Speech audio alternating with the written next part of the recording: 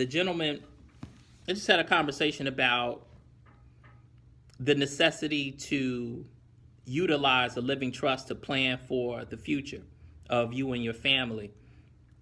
What the gentleman shared was his daughter, and I'm just giving backdrop again in case you're just tuning in. The gentleman shared that he had a 25-year-old daughter. He has a couple of $100,000 in life insurance, and he is a homeowner. His daughter doesn't. I mean, she makes a decent wage. I think that calculates out to about $30,000 a year. So she makes no more than $35,000 a year. Probably, perhaps not enough to maintain a household. And seemingly she does not have the financial experience to do so, even if financially, from a month-to-month standpoint, she could afford to do so. So the concern is that we're going to leave to our children and other loved ones assets, assets that we've worked a lifetime to acquire. And the fear is that not only will they, I won't say squander our financial or asset legacy, although I think that's pretty important because, you know, I've worked very hard and I don't like the idea of someone squandering everything that I've worked so hard to acquire. But even more important than squandering assets that we've acquired upon or after our passing, I think most of us really want our assets to be of benefit to those whom we love and we have chosen to bless, to gift, or bequeath our assets to. Unfortunately, though, like in this man's circumstance, he has a 25-year-old child who, one, is not in a financial position to maintain what she would inherit, i.e. his home. Two, there's the very likelihood that she'll squander the $200,000 in income, if you will, that she'll receive from the life insurance proceeds, not to mention other assets that may be available. So then the question becomes, what is it, or what can one do to best ensure that, one, your legacy continues on, that it is not squandered, and two, that the gifts you leave to your heirs or to those whom you love are best utilized or maximized? People, the very simple answer is a living trust. In addition to a living trust, the very simple answer is education. One, we have to begin educating ourselves, and we have to educate those around us. We must begin educating our children. Now, we all know, despite our best efforts to educate our children, they're still children, and even adults are childlike as it relates to their finances. So a living trust will assist you in making certain that your goals are most likely to be accomplished after your passing financially. How so? With a living trust, you can do what is called manage beyond the grave. That is, rather than have your 25-year-old daughter receive $200,000 in proceeds from your life insurance policy, the $200,000 in life insurance proceeds will be transferred to your family trust or to your living trust for the benefit of your child or your children. So you are not handing your children a check. You're not handing your children hundreds of thousands of dollars.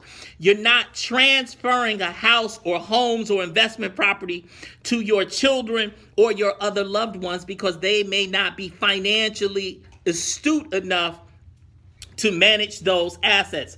A living trust is like a corporation, akin to a corporation for your assets.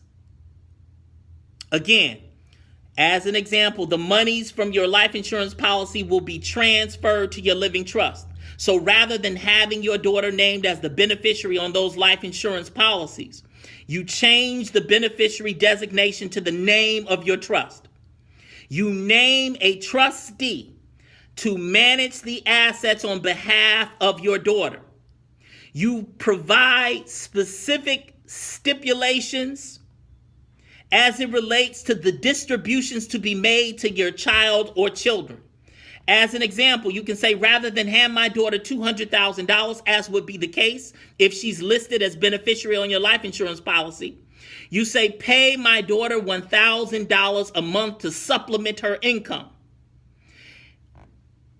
In addition, as an example, in addition to the $1,000 a month that you will pay to my daughter, also provide to her as much money as is necessary for her education, for her well-being, and for her health.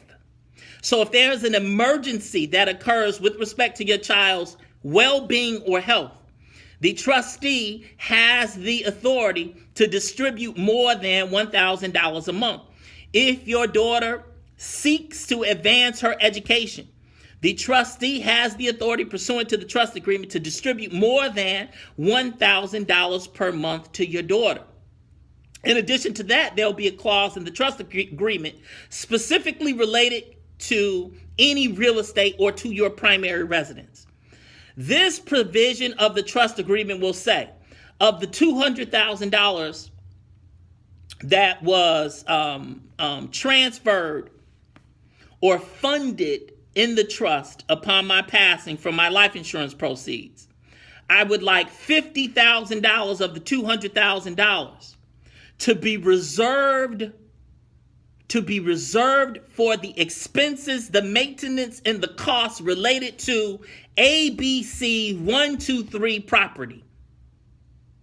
So then you can set aside a certain amount of monies, you can earmark a certain amount of monies to cover the expenses and the costs of maintaining the property. That will give your daughter a certain period of time to have a roof over her head without worrying about coming up with the money to completely maintain it.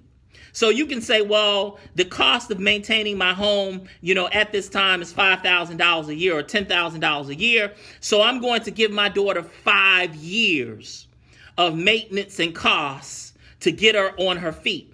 If after the 5-year period or otherwise the $50,000 runs out, you can write this into the trust agreement.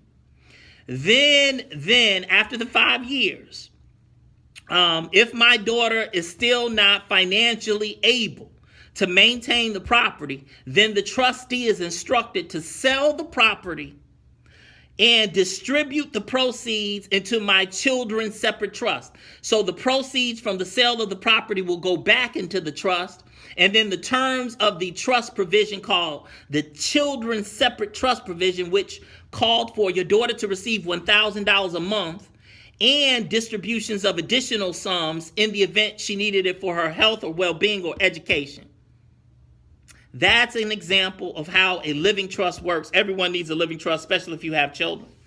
Or if you have loved ones who are spendthrift. You can be married and you still need to set up this provision because maybe your spouse is not that good with money and you want to make best certain that the money lasts your spouse over an extended period of time. You at least want to make certain that whatever you leave to your children extends over a 5 to 10 year period if there's enough assets in that trust.